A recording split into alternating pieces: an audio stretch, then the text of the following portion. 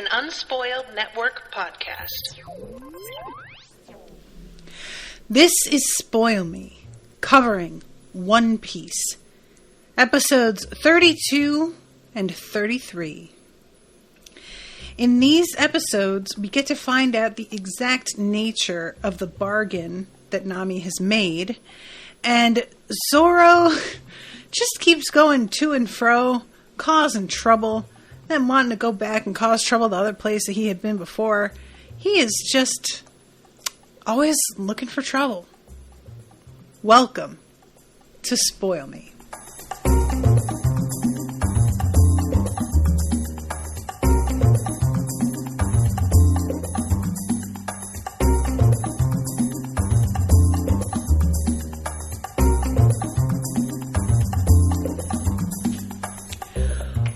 Welcome to the show, everyone. I am Natasha.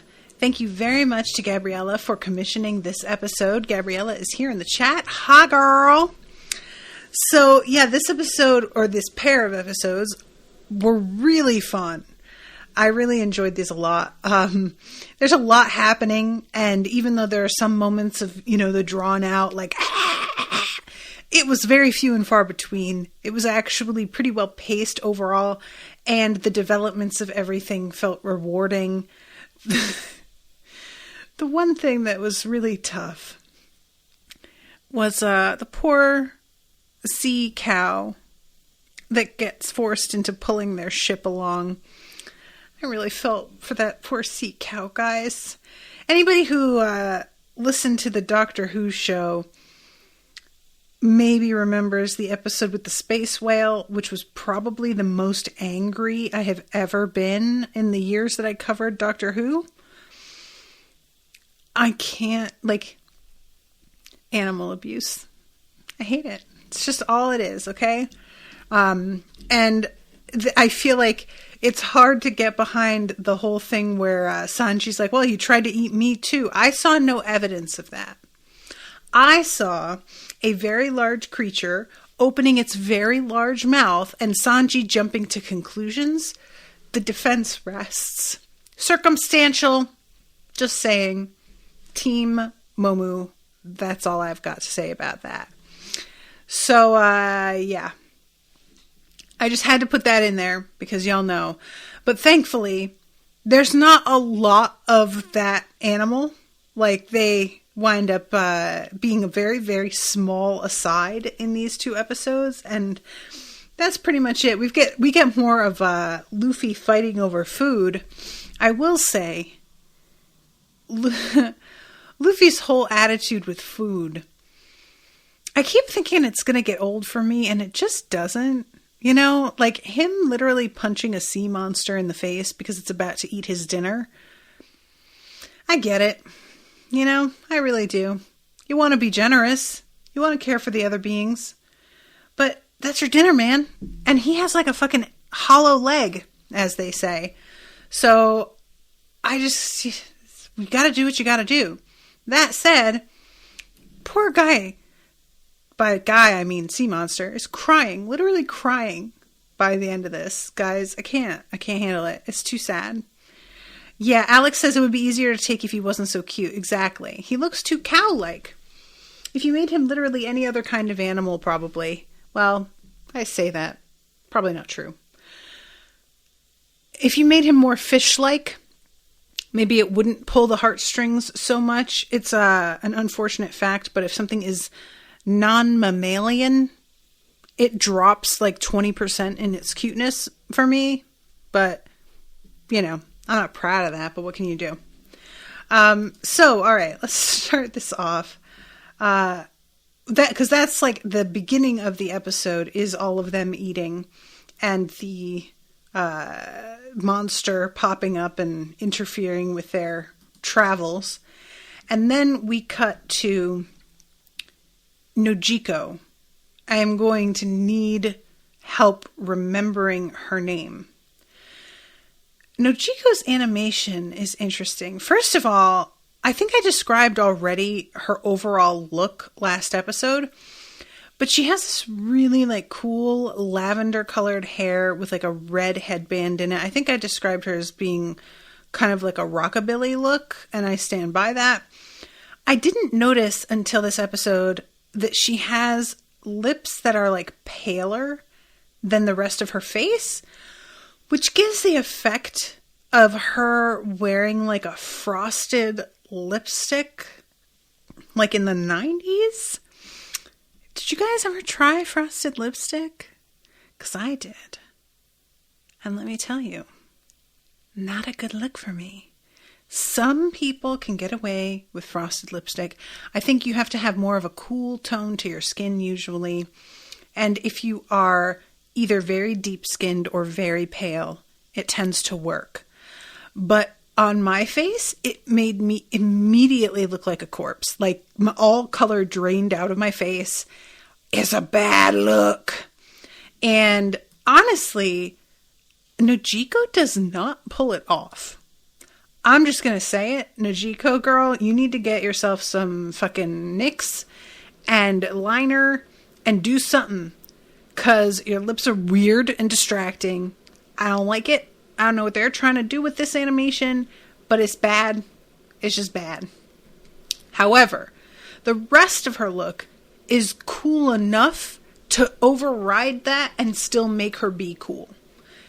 If any other part of her overall, like, outfit or whatnot was out of place, then we would have probably an issue. However, she's just otherwise pretty flawless, so it's fine. And I love that Usopp does not remember what happened for a second. She has to explain. He's like, oh yeah, that's right, you thwacked me. And she has to explain to him, yeah, because you were gonna die, you dodo bird. And says, this is why I hate outsiders. And the camera pans from, at this point, from Nojiko to the little kid who is sitting there literally trembling with rage. Because as it turns out, they killed both his parents and like destroyed his town. And I think, well, no, he says they killed my daddy, I think. I don't know about his mom. This show, I'm going to say this, and I'm interested to see if this is sort of borne out through the rest of the series. This show has a real, like, thing for angry children. What is that?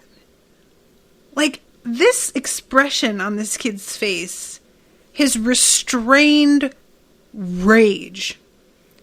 Everybody, as a child, seemed to have this restrained rage as their, like, primary emotion.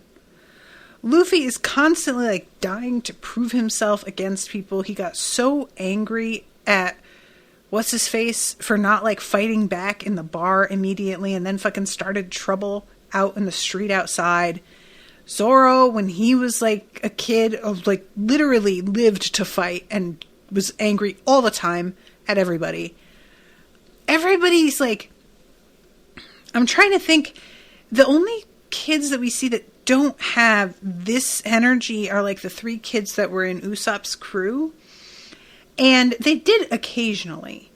You know, it was definitely there. It wasn't the constant thing, but I think it was only not the constant thing because we got to see a lot more of them. Otherwise, you're seeing a lot of flashbacks and things like that. But, wow, these kids are all so angry all the time. And it's wild to think how completely differently they all just, like, end up coping with it. Because looking at fucking Luffy right now, you would not know that he was the way he was. You know? It's almost like, what happened to him? What caused him to shift? Because really all that has happened with Luffy is that he has decided to focus his desire to sort of prove himself into finding the One Piece and becoming king of the pirates. And so that is still true to his desire to, like, you know, make a name for himself. But it's not the same sort of just fury and desire for vengeance behind. That's not behind it the way that one would expect it would be from seeing him as a kid. I don't know. I just wanted to mention it because this illustration of this kid, there was a moment of me being like, wait, have we actually seen this kid before? And then I realized, no, we've just seen this kind of illustration before, over and over again. So anyway, yeah, he says, I went to Arlong Park, but a girl on his side got in the way. And this is the moment that begins Nami being called a witch over and over and over again. Everybody calls her a witch. I am assuming that it's bitch, really. But we're using witch because, you know, I don't know though. They've said bitch on the show. They've said like son of a bitch. Although it's a translation, so I don't know if maybe it's like not exact. But yeah, Nami gets called a lot of names by a lot of people in these episodes because everybody's just basically like, oh, she's full of shit. And I love this moment. He says, I'm going to avenge my daddy. I don't care what it takes. And,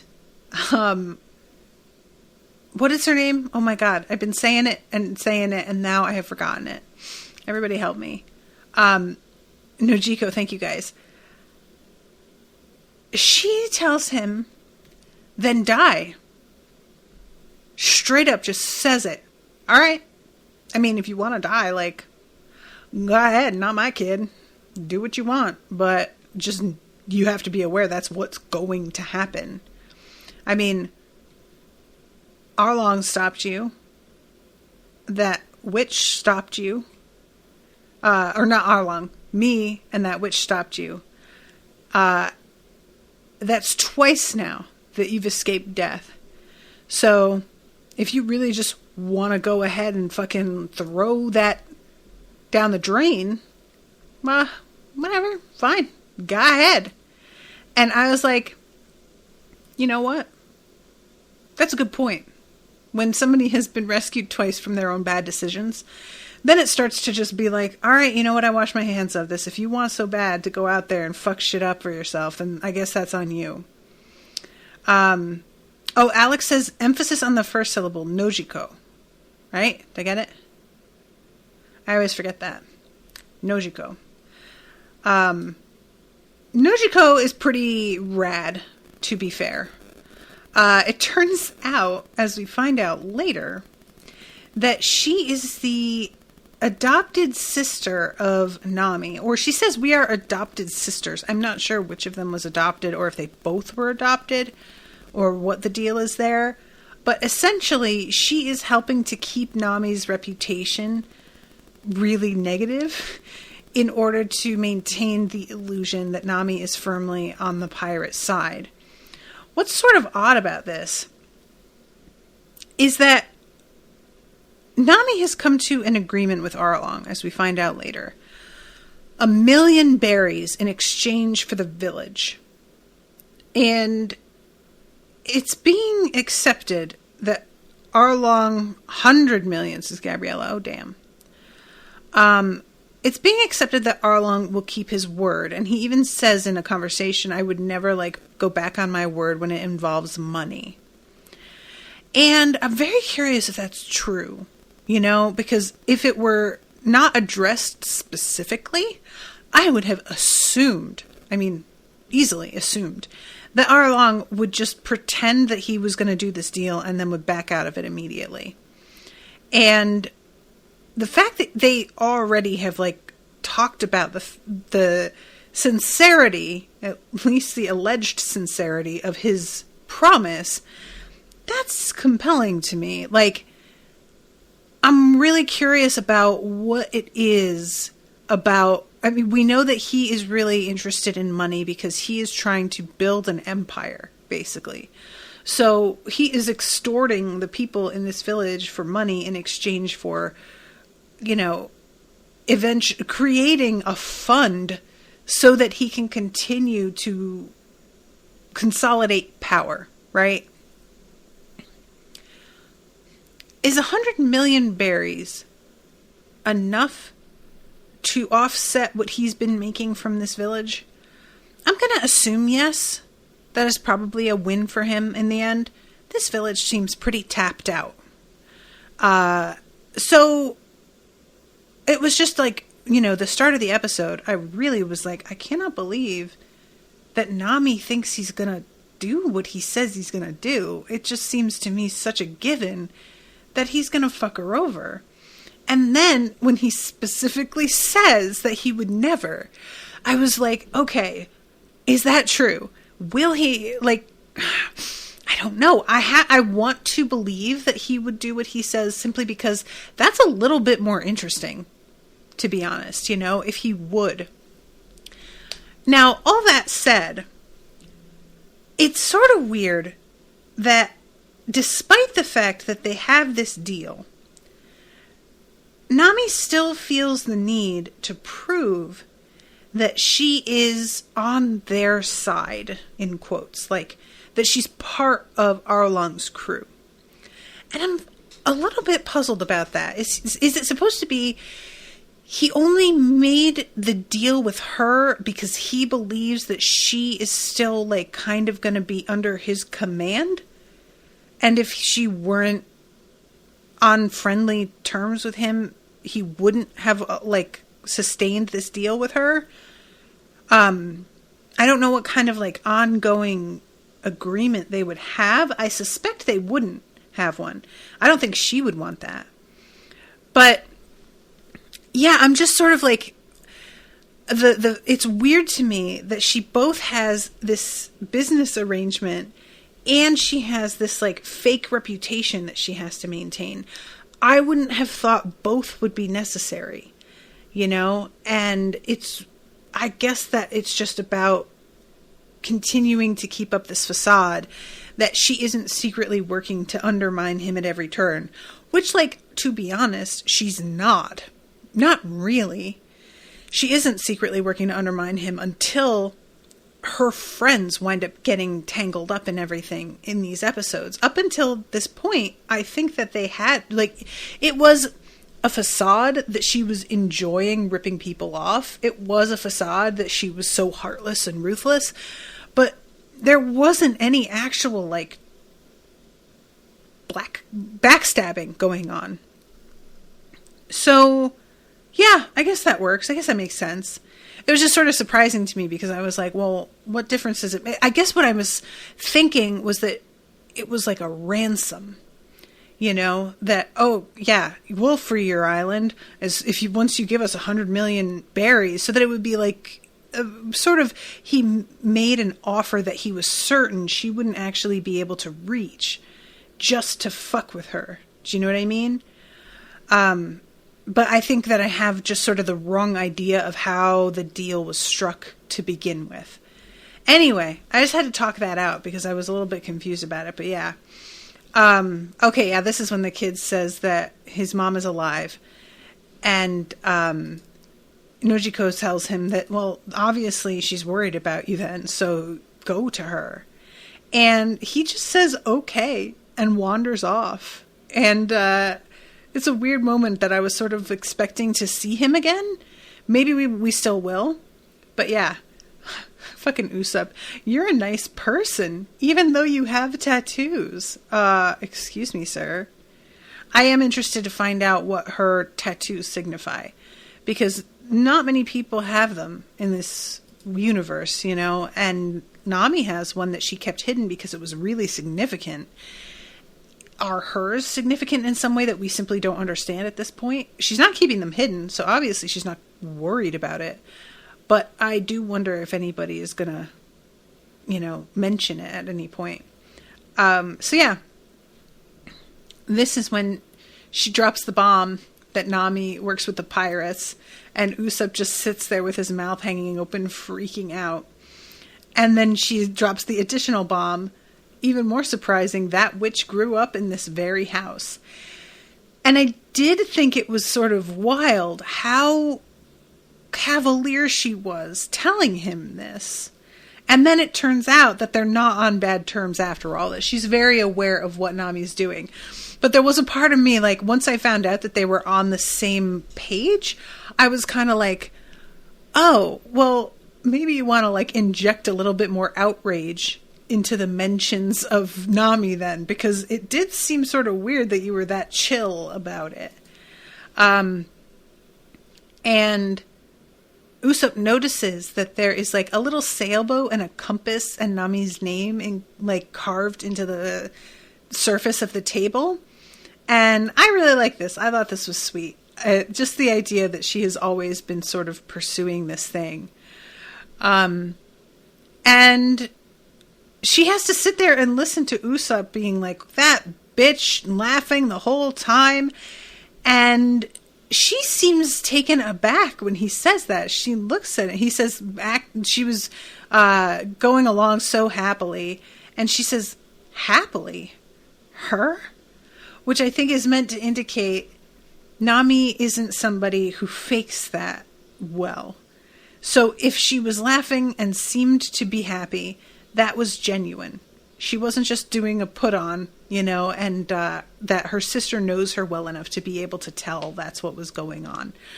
So I liked that, you know. It's interesting that Nami isn't known for being for being high-spirited. Which makes sense because she's got a fucking very serious mission in front of her here. So Usopp, that reminds me, a friend of ours was unlucky enough to be caught by the fishmen. This is bad. I wonder how the guy is holding up.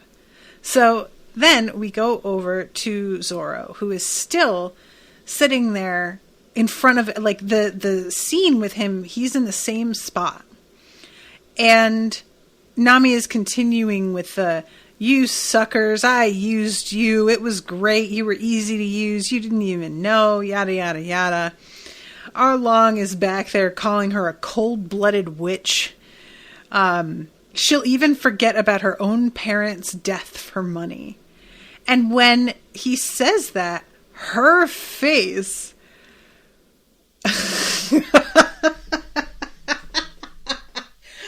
her face, it's an animation thing where they draw like the vertical lines to signify the like creasing and just a more exaggerated facial expression. But whenever they do it, especially when their mouths go in the way that hers does, all I can think about is when a Muppet's mouth curls in because their fingers, do you know what I'm saying? And so a Muppet like sort of like, it's just like that. When she makes that face, I started laughing so hard because I know it's like awful, but also she just looked like a Muppet for a second, just like, how dare you? I just could not stop laughing. And it's a very noticeable expression, obviously, because you see Zoro look up at her with his fucking eyebrow. He is just zeroes in like, oh, really? He can see Arlong has it wrong. And I love this. He decides, oh, all right, let's test that theory. And he just throws himself into the fucking sea. Granted, it's a little square of sea, so I keep on thinking of it as like a swimming pool, but it's connected to the ocean like it is the sea. So he throws himself in, fully tied up, basically as a test to see if she will just let him drown. This is one of those things where I'm like, look, I get what you're doing, Zoro. And I don't blame you for wanting to test the theory that she just was fucking with you the whole time. But I just don't think doing it in front of everybody was the way to go. Because then you put her in like a disadvantaged position and she doesn't have the upper hand anymore. That said, I don't know when he was going to come across a better moment to test the theory. You know, like he's right there. The water's right there. What are you going to do? But there it is. So, oh my God. Kyle in the chat says R long, more like R wrong. Kyle, I'm gonna ban you. Hold on. How do I do that? Left click. Oh, it's a little hammer. Ban user. Oh, all right. I guess I'll let you stay. But you're on thin ice, sir. So yeah, he goes down, and it's like a minute where it's very clear Nami's going to jump in and save him. But she's standing there genuinely like, what am I going to do? What am I going to do? And I'm like, Nami, just they keep calling it a suicide. Arlong just says, let him be. Just if he jumped, he jumped. All right, I guess that's what's going to happen then. And finally, oh my God, somebody says he was terrifyingly good at giving up. It's like, damn, value your life more. I swear to God, that's like such a good quote. It's like, damn, value your life more. Oh God, I want to screen cap this and like send it to friends when they're like being shitty to themselves, but it will be far too flip a response. But I mean it. That is in the spirit. So yeah, she inevitably jumps in and saves him. I love when he says, oh, really? Oh, you were just using us, but you couldn't even let me die, sucker. And then tells her, next time, don't wait so long because I actually thought I was going to die. So that sucked. Quit trying to act cool, he says. Save me sooner next time, you idiot. Oh my God. She stomps on his chest where he's wounded. Very good. I really appreciated it. Honestly, that was the right thing to do. So, oh my God, I forgot that she, does she bash his head into his, oh no, she like punches him in his wound after she gets him upright. So yeah, he goes down. And guys, there's this, I gotta play this for you. Hold on. I'm gonna screen share for a second. Do you guys remember the horrible movie? I think it was Russell Crowe, Beowulf, with Angelina Jolie. And I don't know how many of you saw it, but it's one of those, like, it was one of the first movies where they incorporated live action with a bunch of like CGI overlay on characters with a very sort of weird result. And one of the things that they did that I just, even at the time, I found hilarious was they gave Angelina Jolie, who materializes made out of like the ether in front of him, they gave her high heels. She's buck-ass naked otherwise. But the material that she's made out of forms high heels under the backs of her feet. It's just one of those things, like, just so, oh my God, really? Like, you know, she can't even just be naked. She has to be naked but in heels. Fucking get out of here. So, anyway, that's what I thought of here. Because Nami decks Zoro and walks away.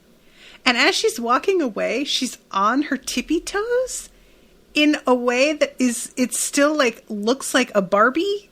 Like, you know how Barbie feet don't flatten? And I think it's actually meant to be like the animation of her foot, of her heel lifting off the ground. But it looks like she's just on her tippy toes, like doing this weird thing, and I just found it so funny. Her just being so tough and being like, I'll take care of him, but she's like, dip, dip, dip, dip, with her toes. I just found that really funny. So Kyle says it's like certain comic artists who can't draw women without heels, so you get them walking on tiptoes with no shoes. Exactly. And I mean, granted, if you wear heels enough, going flat can actually be kind of painful because your feet begin to essentially like grow disfigured because you have worn heels so often. But that is not just like a normal thing that happens, and that's not good, and you shouldn't want that. Anyway, I will stop screen sharing now, but I had to show you guys that. So yeah, this dude gets thrown in a cell, and she winds up freeing him later and tells him to escape while he has the chance. And this is when one of the guys from town comes in and tells Arlong that a guy with a long nose got away, but he's like been running around causing trouble here. I think he might have escaped into Kokoyashi Village. And Arlong's like, oh, I was going to Kokoyashi anyway, so I guess I'll head out. And when he says that, there's a cut to Nami's fist. So you get a real like moment of the fact that he's going into this village right now is making her very anxious and upset. And that is when we get the alert in town. Arlong's coming. We just paid our tribute money to him. What the hell is he doing here? It's probably about the weapons of mine they found, says this Second Amendment man.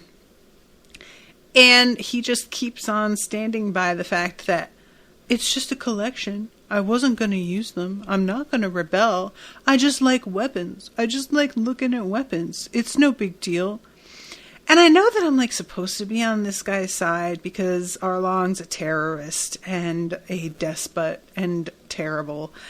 But honestly, man, you're trying to act like they have no right to be anxious about you stockpiling weapons. And come on. Come on. Of course they are not going to allow you to have weapons. Get out of here. All right? Like, even later on, Usopp's like, you aren't even allowed to have weapons? I'm like, are you kidding? In this fucking climate? Of course, that's like number one thing that you're not allowed. Get real. What are you talking about? So, you're the bastard who was in possession of weapons. I really enjoy all of the... Oh my god, I forgot about how this guy is like crisscross with scars. Is that supposed to mean something? Because it genuinely looks like he's like a Frankenstein. Because it's those kinds of scar, like the stitching, you know? And it's all over him. So is it just supposed to be that he's always been in battles? Like that he's at the center of fights all the time? And that this is... all this scarring is meant to be proof? Because they have drawn scars in very different styles before. This is sort of new. So it's like a weird all over the place. It crisscrosses his face and chin. It's up and down his arms. It's weird. And I do appreciate the distance that the camera takes from like Arlong when he's talking to regular people. Because I consistently forget how massive he and the other fishmen are in comparison to regular people. I keep imagining them as like the same size, the same height as a regular man, but just with like fish features. But no, they are like 10 feet tall. They are humongous. And I just constantly forget that. So every time that they have the opportunity to pull away and show us in comparison, I'm like, oh, thank you for that reminder, because goddamn, he is really scary, actually. And this is the first time that Usopp sees him and says he's not human. And she just says, Nojiko just says, no, because he's a fish man. I don't know why that cracked me up so bad. Especially because Usopp just replies, yeah, ellipses. Sir, you had to know he was not a human when you saw that fishmen ran the island. Usopp, what are you doing? Usopp's not the brightest. I will say he's a very brave boy. He does his best. But just, use your head a little bit. So, let's see. What does this guy say in response to all of this? I forgot how I control... Let's see. Is it Arlong saying I control... Oh, no. Yeah. I control 20 towns and villages as their manager. I enjoy that term. I can't afford to have rebellions. I destroyed the great port town of Gosa as an example to the other communities. The blunder of being unable to pay tribute money is an act of rebellion against us. And Usopp again asking her tribute money, and she's just like, yeah, it's what it sounds like. It's money that we pay in tribute to them. Him asking her these really obvious, I loved it. It was so funny to me. Let's see. Brian says, just a quick question. As a huge fan of this series, I know that there are some episodes that end on great cliffhangers. Is there any way that we can recommend that you end your reaction/reviews on specific episodes, even if it might make sense to watch 3 episodes at a time from time to time? Florian says, yeah, that's possible. We commission based on that. Right. Like, they tend to tell me in the comments if it's, if they want me to have just like maybe even just 1 episode, or it's just, it's tricky. 2 episodes is about an hour's worth of commentary. So just be aware, if there's 3 episodes, I will not be able to get as in depth with anything. That said, some episodes have a lot of dragged out, like basically empty space in a lot of ways. So it won't matter as much, Probably accelerating the previous arc would have been helpful. But I just want to, remind people of that. If they are worried about me like skipping things or not getting as in depth on some things, that's going to be a factor when you commission more than 2 episodes at a time. But, it's up to your discretion, because you guys are going to know whether or not that's a good idea. So, yeah, if anyone in the village can't pay the tribute money, if there's even just 1 person, the village gets wiped out just like Gosa. And that turns out to be the town where the houses were literally flipped upside down. And she's like, yeah, they are just supremacists, basically. And Arlong says, you lowly humans simply need to keep paying up without thinking. I need enormous funds. Same. I'm not even mad. Life takes money, kids. You got big dreams. You need enormous funds. That's just fucking facts. So, that's what happens. This fucking, I need enormous funds. It's just such, what,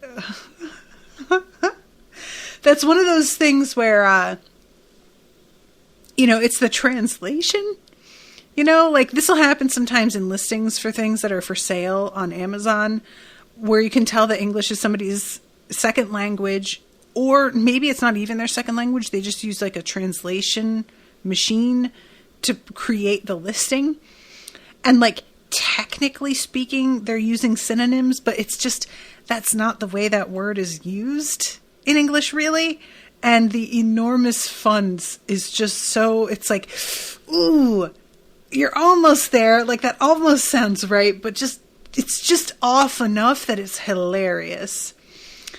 Florian says, why do I feel looked at? Florian, your English is better than my English. Relax. Shut up over there. So yeah, the Arlong Empire, which will rule the East Blue. Again, Usopp commentary over in the corner. Arlong Empire? They're going to turn everything into a fishman empire? I mean, Usopp, buddy, can you keep up? Please? Just, Christ. So this is the scene where Nami goes in and frees Zoro. We have the whole, to keep any more rebels like you from showing up, I'm going to kill you right now as an example to the other humans. And he's got this guy in a grip. This guy looks like a young Fidel Castro. Sort of an odd animation choice, but it's fine. And he's like about to just, it looks like, snap the guy's neck in front of the entire town. And so this is one of those things where I want to give Usopp credit here, but also he was sort of like forced into stepping up because Nojiko just runs out there at this point, and she's just like, you have no right to do this. And I was like, of course he doesn't. That's the point of the whole thing.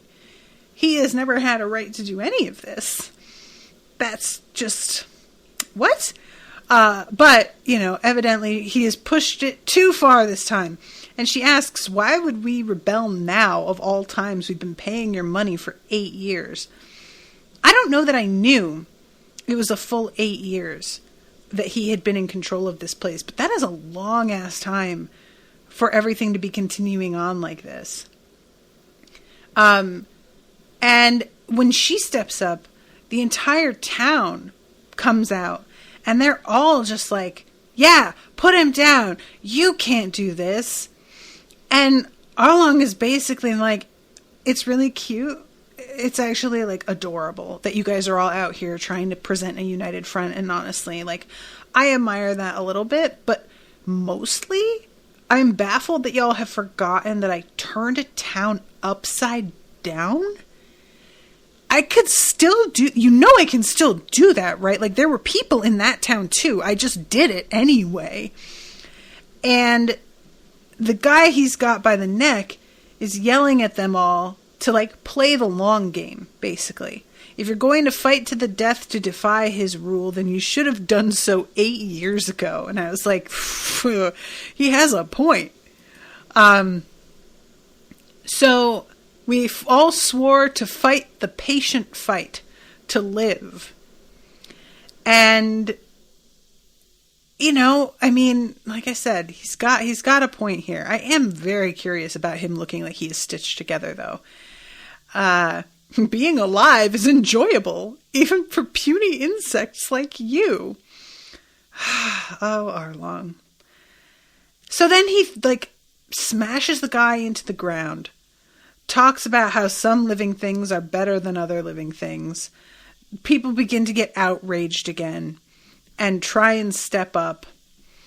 And then, it just as he is about to finally be executed, something happens. Exploding star! He goes crashing to the ground, and Usopp, from the nearby rooftop, has used his slingshot to, shoot this exploding star. It looks just like there's a cloud of smoke. It doesn't do any actual damage. But yeah, he says, my name is Captain Usopp, brave warrior of the sea. And he is saying this while his legs are trembling violently beneath him. And look, like Ned Stark says, you can only be brave when you're afraid. So good for you, Usopp, buddy. I'm proud of you. If you're not afraid at all, like Luffy, it's hard to call Luffy brave. Do you know what I mean? He is, but there's also a big factor of, you just have a sense, most of the time, that Luffy just doesn't really get what's going on. Do you know what I mean? Like, it's just, you want to give him credit for what he's doing, but there's also a voice going, but does he like even like really know what's happening? Because it feels mostly like he is motivated by either anger in the moment or food, but it never feels like he's got the big picture in mind, so to speak. So, you know, like I said, it's not like Luffy's not brave. It's just, it's different with him. So, yeah, the world fears me and calls me Demon King Usopp, the man from the Neverworld. If you run away now, I'll forgive you. I have 8,000... Oh my god, I love this. Somebody recognizes him and points him out. And he just says, Eep! And he sees that Arlong is just unaffected by this star. Arlong says, what has a mere lowly human done to me? And I have to assume he just means being sort of thrown off for a second. Right? Because like the exploding star has done fuck all. So he seems really angry over like the equivalent of somebody just throwing a drink in his face. And it's just out of proportion, in my opinion. Like, he shouldn't be mad. He should be laughing. But, alright, sure, fine. So, he literally picks up the house that Usopp is standing on. And I wasn't expecting that. I'll be honest. Of all the things that I thought Arlong was going to do, just picking the house up didn't occur to me. And Arlong's own men are out there like, hey, man, don't we like want to keep this village running because we need the money from it? Like, we want to rule the human beings, right? Not just like destroy everything. But Arlong is in the midst of a fucking rage. And he sends all of his men to to catch Usopp. And his own guys basically hold him back from continuing to go ham on this settlement. And carry him out like a kid at an aquarium having a tantrum. Just for an example, I happened to be at an aquarium a couple weekends ago. So, yeah, this whole thing was just, it all went in a direction that I did not expect. And then the episode ends, well, first we have the scene with Nami talking to Nojiko about how close she is to her goal. And then a check-in with Zoro, who is sitting on Arlong's throne surrounded by dead or unconscious fishmen. I'm going to say dead, I think. And then we see that Luffy has captured Moo Mao? And he has a big lump on his head, and he has tears in his eyes, and it was just really sad, and I hated it. Momu. Thank you, Alex. So, that is the end of that episode. I have gone so long just talking about the first one, but it's alright, I think, because we get so far into the next one with, like, just my commentary that I think we've got it covered mostly. And most of the next episode is taken up with the, chase of Usopp, which there's not really much to talk about. He does his, usual little Home Alone style booby traps and fake outs. I don't know when he had time to make all these, but it's fine. I do enjoy who thinks that Usopp is too important to kill yet. I do. I think that was pretty funny. And he manages to get a pretty good distance and escapes at one point. He's hidden behind a tree and a bird flies and lands in his hair as a nest. And I did think that was actually pretty funny. So he eventually falls off of that tree, and the boy band fish man, which is what I will call the one with duck lips and rouge, catches sight of him and winds up dragging him back to Arlong. Meanwhile, Zoro is bored. Literally, that's all that's happening. He's just sitting there like, ugh, God, why doesn't somebody show up? And then he hears this fucking dude outside fishing.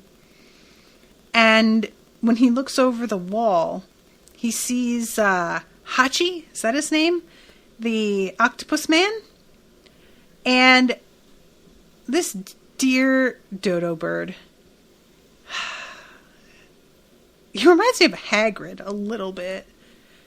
He's very, like, he seems like a pretty good-hearted guy, honestly, in a lot of ways. Likes animals. But he is, like, totally unaware of what Zoro has just done, and offers to bring Zoro to the town.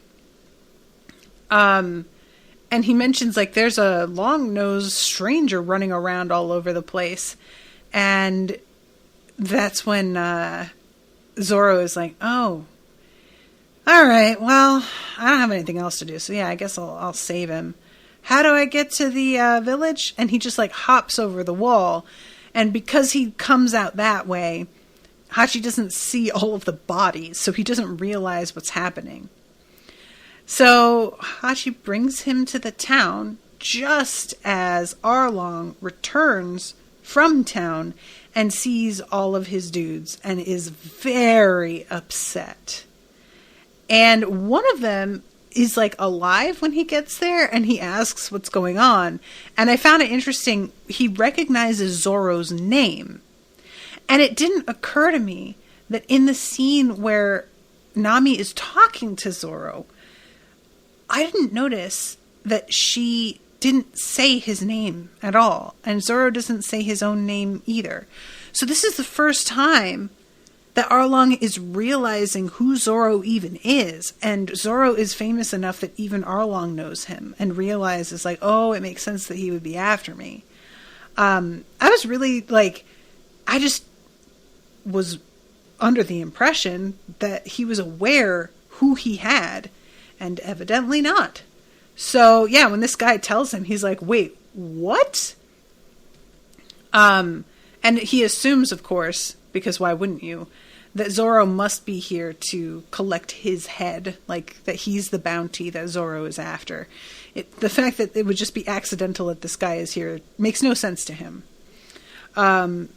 So this is when the dude drags in Usopp by the nose, which is just really rude. I just see no need for that kind of attitude, personally. And then we have the, like, sort of showdown with Nami and Usopp in front of Arlong. So what happens is, Nami is hidden around the corner listening to the conversation happening between Arlong and his men. And they begin to sort of float the idea that maybe Nami is full of shit. Because they find the ropes cut. It's obvious somebody let Zoro out on purpose. And she's the only one that seems to have any attachment to the guy and would have been able to do it. She told them to leave Zoro to her. And now he's out here fucking running around. Like, what are they going to think? And she struts in the midst of them being like, betrayal is her specialty. And she just, like, comes in and is just like, oh, I hear you talking shit. How about you shut the fuck up? And I was like, honestly, Nami, that is a badass, like, just stepping in the middle of the conversation and being like, I hear you bitches. I hear it all. I was like, wow, all right. That is some fucking, like, yeah, exactly. Florence's big dick energy, indeed. And she basically is like, oh yeah, I'm a traitor. I have a tattoo. Hi, do you remember? It's right here. If you forgot, I'm going to point to it. There it is. And Luffy, at one point in the midst of this conversation, starts to pull some shit behind Arlong's back. And she is just like, oh my god, this motherfucker is about to ruin everything. We are just about to reach an accord. And he is going to try and attack and get himself killed. Everything, it's just like one of those moments where he's just being brave and stupid. So she attacks him to stop him. And this winds up proving her loyalty to Arlong, of course. And this is when she says, the only thing I trust is money. And you're going to make my last 8 years of business meaningless. Everything was going so smoothly. And she takes a knife and she says, the least I can do is get rid of you by my own hand. And I'm watching this, so like, it looks like she kills Usopp. She definitely doesn't kill Usopp. But how does she make it look believable? Usopp literally laughs in her face when she suggests that she's going to kill him. Like, genuinely laughs in her face. And then he pulls a special attack. And he throws one of his little bombs and causes all this smoke. And he really thinks this is going to do it. Meanwhile, in the midst of the smoke, we see her very calmly walk right the fuck up to him. So this does not have the effect on her. Not to mention the fact that he releases the smoke bomb and then just stands there smiling to himself for too long. But yeah, he tries to run away. She comes up to him. It looks like she stabs him. I do not believe that's what happened for multiple reasons. One, she wouldn't. She just wouldn't. She saved Zoro, for God's sake. If she did, she would have made sure to not hit him in a spot that was, fatal. But I don't think she did. Because he pulls his hand away, and it's red, as if with blood, but the splash that her knife makes is white. I don't know if that is meant to be artistic license, if it's just sort of, but it looks like something like she had a red juicy fruit that she stabbed the knife through to make it look like blood. I don't know how she could pull this off, but I genuinely think there was something that she could, stabbed instead that looks like blood. And, what's-his-face, sunglasses guy, is mad as he's standing outside watching. Oh my God, I can't believe that she killed him. And she says to Usopp, that's what you wanted, right? To die at sea? And I was like, whew, girl. And she hands the knife over, and it looks, again, like it's covered in blood. But is it? I don't know. They also have found, going through her stuff, a map.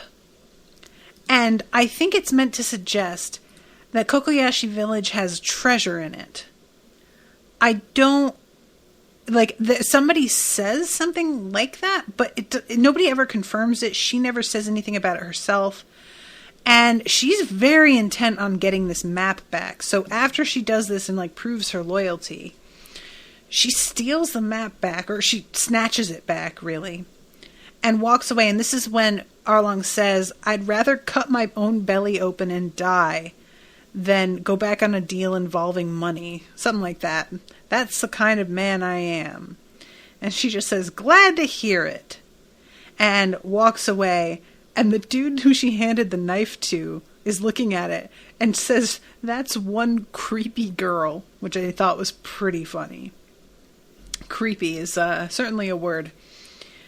So then we see Luffy. First she goes to this sort of library area, and we see her being led into this room by Arlong as a little girl and telling her this whole area is hers. And it cuts back to her And she says, I endured it all this time, so I had no other choice than to do that. This was the first time that I had any, like, sort of doubt. And I was like, did she really kill him? Because she's like, she's acting upset enough that I'm like, maybe she thinks she killed him. I don't think Usopp's dead. Just like full disclosure, I am sure he's fine. If he isn't, I will be really shocked. I will be sad, but more, I will be shocked. If she intended to kill him and he just managed to escape somehow, that's really going to be something else. That's a whole other situation because she intended it. So, you know. But yeah, this is when there's like a shaking. And it turns out that the poor cow sea monster like went too hard for too long and wound up just smashing into the side of the island and sent the ship careening over the land. So it looks like a fucking airship for a second. And when they land, they wind up like skidding through the trees and everything. So that is the sound that she heard. And that Zoro also hears. And eventually, the sunglass guy, whose name I cannot remember,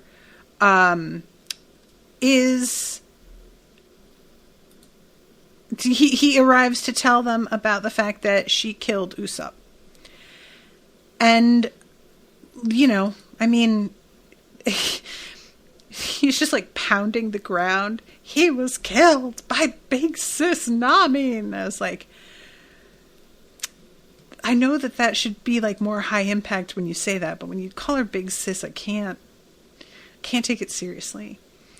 And then we see everybody and their shocked faces pan from one to the other and then to Nami standing in her house wiping off her hands. And then we cut to this weird sort of chrysalis. I don't know what to call this. It's allegedly a person, but it just says, am I a ghost? And I am assuming that's Usopp wondering if he's dead? I don't know. I really don't. But that's the end of the episode. So, yeah. We'll see, I guess. I mean, Usopp's not dead, right? Come on. So the next episode isn't until next Friday. So it'll be a little while. But I am very much looking forward to finding out what happens. And I really appreciate all of y'all joining me and hanging out with me. It's always fun to do these because the chat is so active. I'm sorry that I can't go over every comment that I get. But thank you, Gabriela, again so much for commissioning this. I really appreciate you. And I will be seeing you guys next Friday with a new episode. Until then, toodaloo, motherfuckers.